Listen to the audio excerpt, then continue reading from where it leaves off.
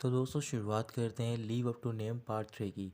इसके पहले के पार्ट्स की लिंक आपको डिस्क्रिप्शन में मिल जाएगी। यन क्योंग गुस्से में हेम को चांटा मार देती है, उससे बोल रही होती है कि तुमने ये सब इस वजह से किया है क्योंकि तुम उससे परेशान थे, उसने तुम्हें हर्ट किया था। मुझे नहीं पता था कि तुम इतने पागल हो, अगर आइंदा तुमने मेरे पेशेंट को परेशान किया तो फिर मैं तुम्हें ज़िंदा नहीं छोड़ूंगी। फिर नर्स वहाँ पर स्ट्रेचर लेकर आती है और वो ओहारा को वहाँ से लेकर जा रहे होते हैं।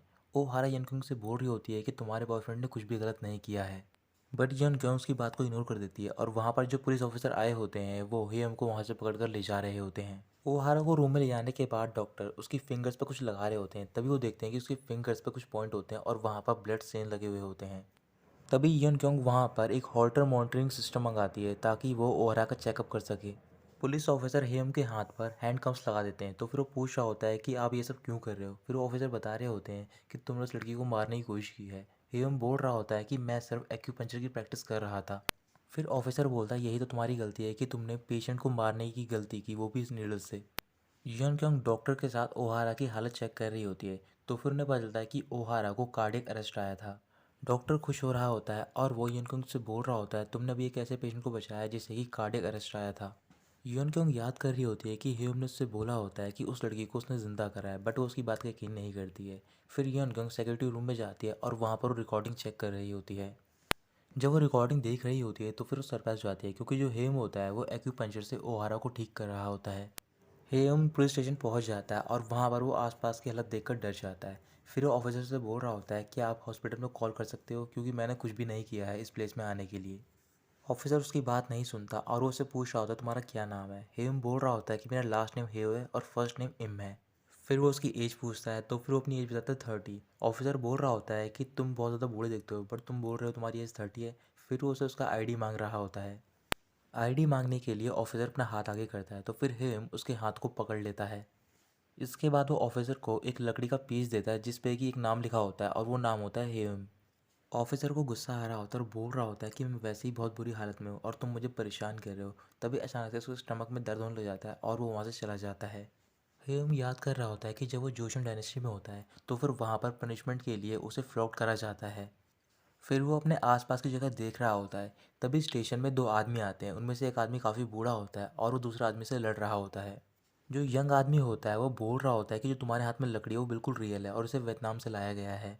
बट वो बूढ़ा आदमी उसकी बात नहीं मान रहा होता और बोल रहा होता है फेक है। तभी वहाँ पर ह्यूम पहुँच जाता है और वो लकड़ी को देखता है। फिर वो उनसे बोल रहा होता है कि ये लकड़ी फेक है। फिर इसके बाद वो सारे ह्यूम की तरफ देखने लग जाते हैं। यन क्योंग नर्स के साथ होती है हॉस्पिटल में, तो फिर वहाँ पर वो जून डॉक्टर आता है और बोल रहा होता है कि अगर तुम वहाँ पर नहीं होती तो फिर शायद ओहारा नहीं बच पाती, तुम बहुत ही अमेजिंग हो। यन क्योंग बोल रही होती है कि मैंने ओहारा को नहीं बचाया है, तो फिर वो जून डॉक्टर हंस रहा होता है और बोल रहा होता है तो फिर किसने बचाया है उसे। तभी यन क्योंग बोलती है उस पागल आदमी ने, और उसने ये सब एक्यूपंक्चर की हेल्प से किया है। तो फिर डॉक्टर बोल रहा होता है कि ये इम्पॉसिबल है। फिर वो नर्स से बोलती है कि तुम ओहारा पे नज़र रखना और वहाँ से चली जाती है। हेयोंग पुलिस स्टेशन में उस वुड को देख रहा होता है और बोल रहा होता है कि जो रियल वुड होती है इस टाइप की, उसमें कई सारे क्राउचेस और ट्विस्ट होते हैं। फिर वो यंग आदमी उस पर गुस्सा कर रहा होता है और बोल रहा होता है कि तुम इस पर इंटरफेयर क्यों कर रहे हो जब तुम्हें कुछ भी नहीं पता है इस वुड के बारे में। फिर तभी हेम उस वुड की सारी एडवांटेज और डिसएडवांटेज सबको बताता है, तो फिर सारे सुनकर हैरान हो जाते हैं। ऑफिसर हेम की बात मान जाते हैं और वो यंग आदमी को पकड़ लेते हैं। जो बूढ़ा आदमी होता है वो हेम को घूर कर देख रहा होता है। तभी वहाँ पर ऑफिसर आता है जो कि हेम के चार्ज में होता है। फिर वो हेम को अपने साथ पकड़ कर ले जा रहा होता है।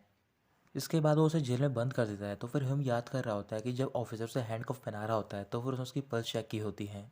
फिर वो ऑफिसर के पास जाता है और बोल रहा होता है कि आजकल तुम बहुत ज़्यादा हार्डवर्क कर रहे हो और इस वजह से तुम्हारे स्टमक में पेन हो रहा है क्योंकि तुम अपनी सारी एनर्जी एक ही बार में यूज़ करने लग रहे हो।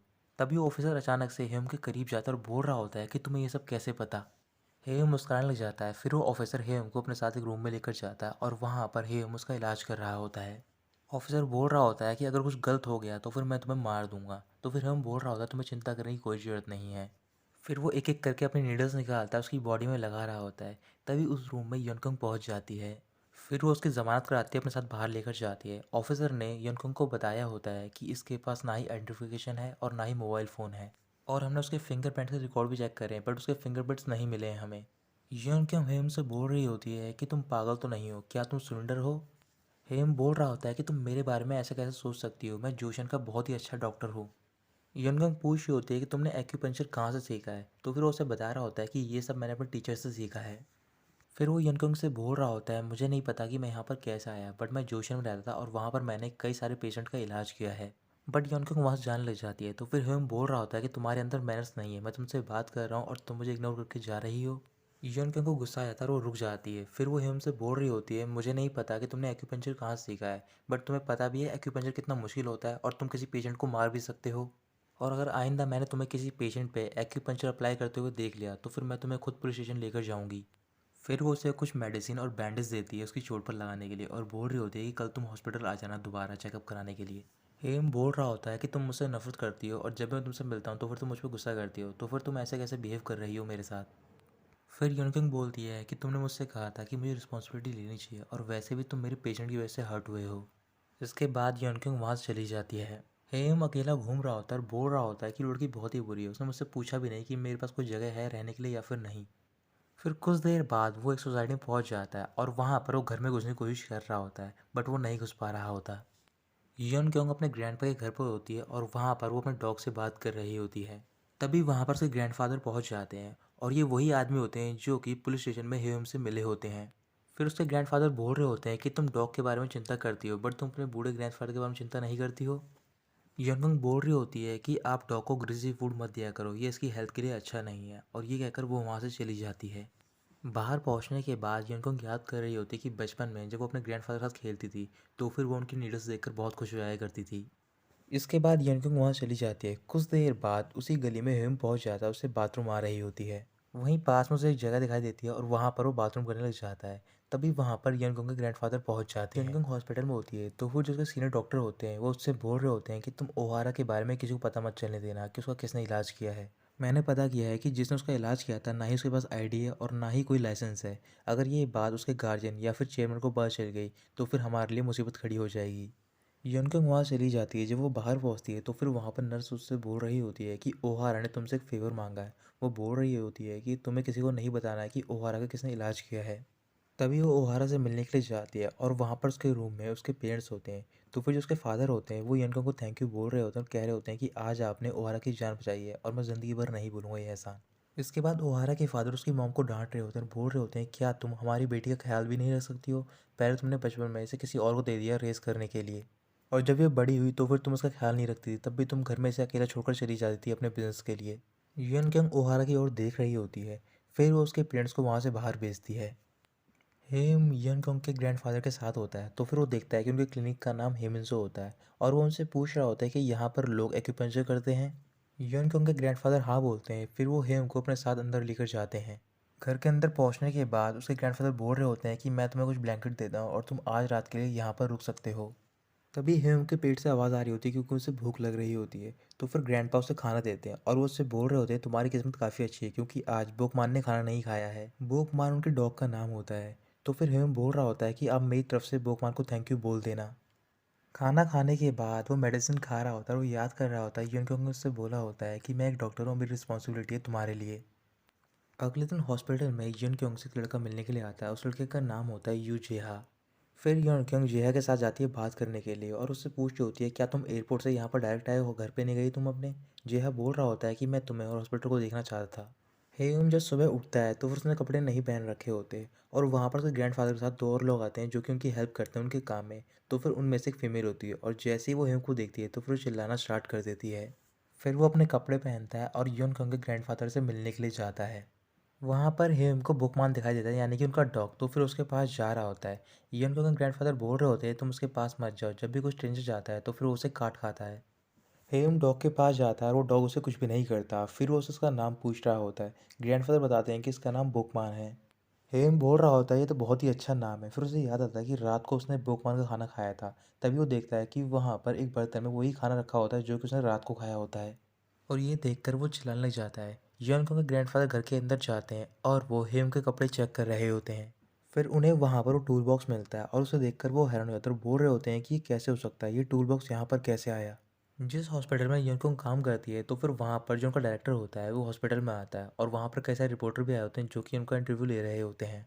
इंटरव्यू खत्म होने के बाद डायरेक्टर से मिलने के लिए जाता है यू जेहा, क्योंकि यू जेहा उनका ग्रैंडसन होता है। यन के उनके ग्रैंडफादर अपने घर से थोड़ी देर के लिए बाहर जाते हैं। तो फिर वहाँ पर दो और लोग भी काम कर रहे होते हैं। जो फिर ह्यूम होता है वो उनको बहुत ज़्यादा परेशान कर रहा होता है। कुछ देर बाद वो उनसे पूछ रहा होता है कि यहाँ पर पेशेंट क्यों नहीं आ रहे, क्या तुम्हारे मास्टर के पास स्किल नहीं है और वो अपनी अर्निंग कैसे करते हैं। फिर वो आदमी ह्यूम से बोल रहा होता है कि ऐसा नहीं है, हमारे मास्टर के पास स्किल नहीं है, बल्कि जितने भी लोग हैं वो ज़्यादातर बड़े बड़े हॉस्पिटलों में जाते हैं जब वो बीमार पड़ते हैं। ह्यूम बोल रहा होता है कि मुझे भी हॉस्पिटल में जाना होगा। तभी वो आदमी ह्यूम को वहाँ से बाहर निकाल देता है। फिर तभी हेम को वहाँ पर एक छोटी बाइसाइकिल दिखाई देती है और वो उसे चलाना स्टार्ट कर देता है।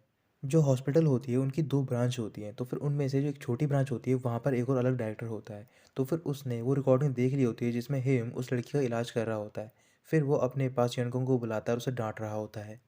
डायरेक्टर यनकुंग से पूछ रहा होता है ये कौन है, क्या तुम इसे जानती हो। तो फिर वो मना कर रही होती है। डायरेक्टर बोल रहा होता है ये हमारे लिए बहुत एम्बेरसिंग है, क्योंकि हम लोगों की जान बचाते हैं बट इसने आसानी से उसकी जान बचा दी, कैसे हुआ, क्या ये दोबारा हॉस्पिटल में वापस आएगा। तो फिर यनकुंग मना कर रही होती है। हेम साइकिल को एक चढ़ाई से नीचे लेकर जा रहा होता है और तभी वहाँ पर उसके ब्रेक नहीं लगते और उसका एक्सीडेंट हो जाता है। फिर वहाँ पर एम्बुलेंस आती है और वो उसे हॉस्पिटल लेकर जा रही होती है। यनकुंग हॉस्पिटल में अपने जूनियर डॉक्टर से बात कर रही होती है और वो उनसे बोल रही होती है कि अगर किसी को हेम के बारे में पता चल गया तो फिर उसकी रिपोर्ट कर देंगे और उसे 5 साल के लिए जेल में बंद कर दिया जाएगा, क्योंकि उसके पास लाइसेंस नहीं है। तभी हॉस्पिटल में अनाउंसमेंट होती है और यनकुंग को इमरजेंसी रूम में बुलाया जाता है। फिर वो हॉस्पिटल के काउंटर पर जाती है और पूछ रही होती है कि आप लोगों ने अनाउंसमेंट क्यों करी। सारी नर्स हंस रही होती है और बोल रही होती है लगता है कि वो तुम्हें देखना चाहता है। फिर वो रूम में जाती है उस पेशेंट से मिलने के लिए और देखती है कि वहाँ पर हेम होता है। तो फिर हेम उसे देखकर बहुत ज़्यादा खुश हो रहा होता है। फिर यनकुंग हेम को साथ बाहर लेकर जाती है और उसकी चोट पर दवाई लगा रही होती है। दवाई लगाने और बैंडेज लगाने के बाद फिर वो उससे बोल रही होती है कि अब तुमने देख लिया है कि मैं बैंडेज कैसे लगाती हूँ। फिर वो उसे बैंडेज का पैकेट देती है और बोल रही होती है कि तुम एक हफ्ते बाद आना अपने शिष्य को दिखाने के लिए। हेम वहाँ से जा रहा होता है तभी यनकुंग रोक लेती है और बोल रही होती है कि तुम मेन गेट से मत जाओ बल्कि पीछे वाले गेट से जाओ।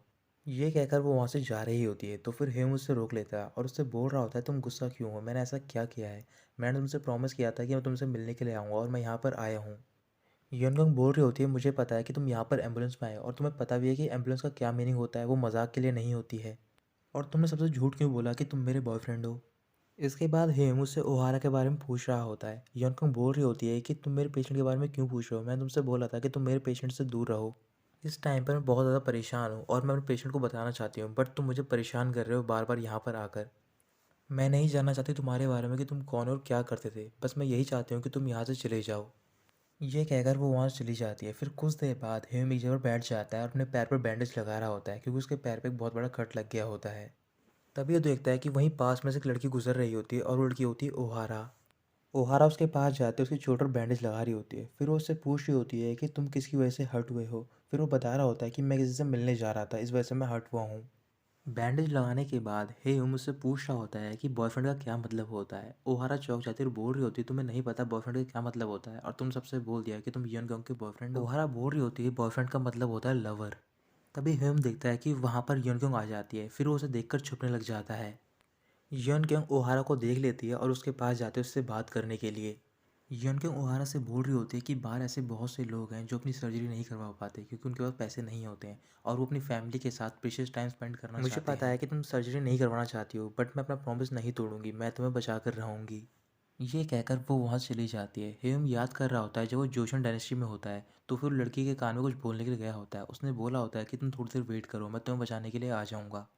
इसके बाद वो ओहारा से बात कर रहा होता है और थोड़ी देर बाद ओहारा दोबारा हॉस्पिटल में जाती है। अपने पेरेंट्स को बोल रही होती है कि मैं सर्जरी करवाने के लिए तैयार हूँ। और वो बोल रही होती है कि मेरी एक कंडीशन है, मैं चाहती हूँ कि आप दोनों डिवोर्स ले लो क्योंकि आप दोनों एक दूसरे के साथ खुश नहीं हो। ओहारा की मॉम रोने लग जाती हैं और वो उसे हग कर लेती हैं। फिर उनके पेरेंट्स के जाने के बाद ओहारा युनकोंग से बात कर रही होती है। युनकोंग बोल रही होती है मुझे नहीं पता था कि मैं अपने पेशेंट को हैंडल करने में इतनी माहिर हूँ। ओहारा बोल रही होती है कि मैं तुम्हारी वजह से सर्जरी करवाने के लिए नहीं मानी हूँ बल्कि तुम्हारे बॉयफ्रेंड की वजह से मानी हूँ।